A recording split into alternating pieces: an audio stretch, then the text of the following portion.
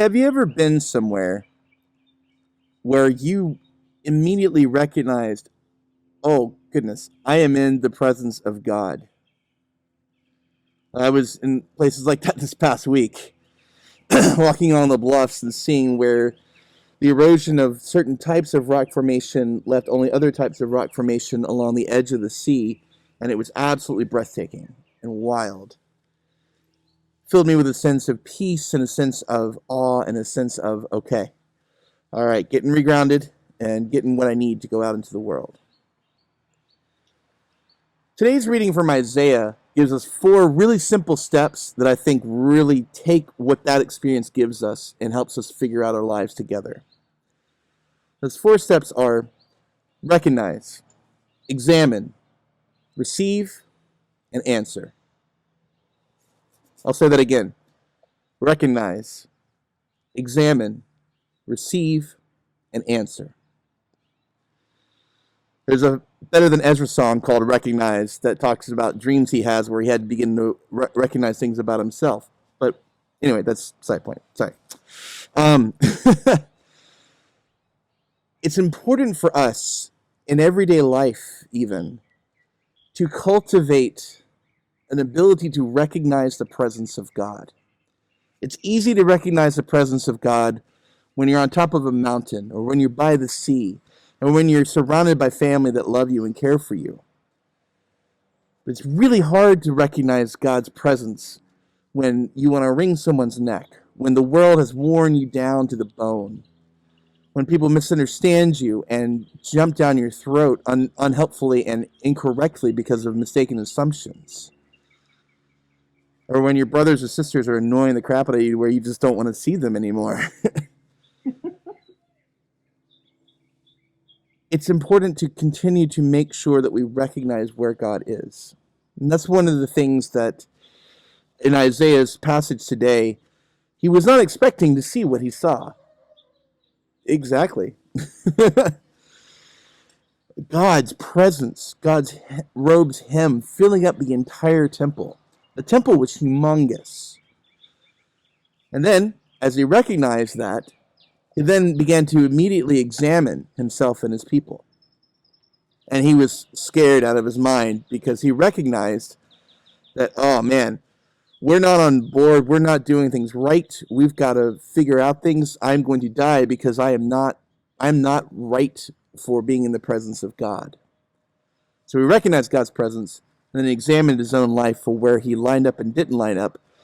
But what's interesting is he didn't just talk about himself, he talked about his full people. Because in that time and place, our individual lives weren't our own individual lives. We were tied in inseparably from the rest of our community.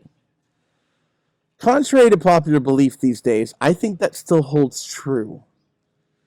Our individual lives affect the lives of those around us, and vice versa. So he recognized God's presence, examined himself, and found himself going, oh, this is not good. I shouldn't be here right now. But then, he had to receive. Because at that moment, when he acknowledged that, what did the seraph do? Strike him down? No. Took a coal from the altar, put it on his mouth, and said, with this, you're okay.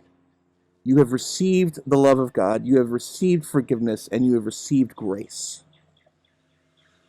Imagine the relief he must have felt in that moment. Anyone ever felt relieved when you knew you had done something wrong or you were in a bad place, and instead of condemning you, people said, hey, you're okay. I got you. And you were willing to change and grow and stretch. Being given that opportunity to not be condemned for mistakes you had made, but to learn from them. But in order to do that, you have to receive that from God. Sometimes the hardest love to receive is the love that helps me change into my full being. For some people, that's easy. For some people, loving themselves is the hardest thing in life. But either way, we have to receive that love to ourselves.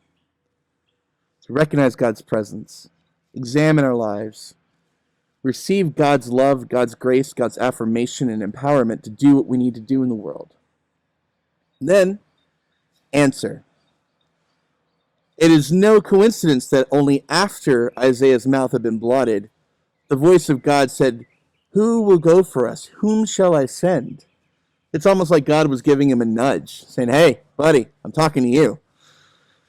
And his words were bold. "Here am I. Send me. Send me. Give me what you want. You have given me this thing. Let me give back to you. Let me pay that forward in the world. Let me do what is required of me." That's how calling works. And as y'all know, every single person in this place, whether online or in person, has a calling from God. Clergy are not the only ones who receive a call. That is a big mistake that we have been told a lot. So how do we recognize where God's presence is? How do we examine our lives to continue to make sure that even if we are, whether we're living up to what we hope for or not, we keep looking at our lives and ourselves? How do we receive God's grace? How do we receive God's affirmation and love? Because half the time, what we need is to be reminded what God sees in us.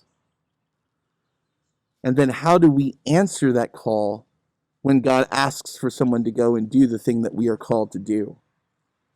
So that we can make the world a place where, at least in our community, at least in our lives, we are agents of peace, of safety, of love, of compassion, of openness to people with different perspectives and different backgrounds. And ultimately, the kingdom of heaven. So as we step into this week, and as we step into the coming months, may we recognize, may we examine, may we receive, and may we answer. Amen.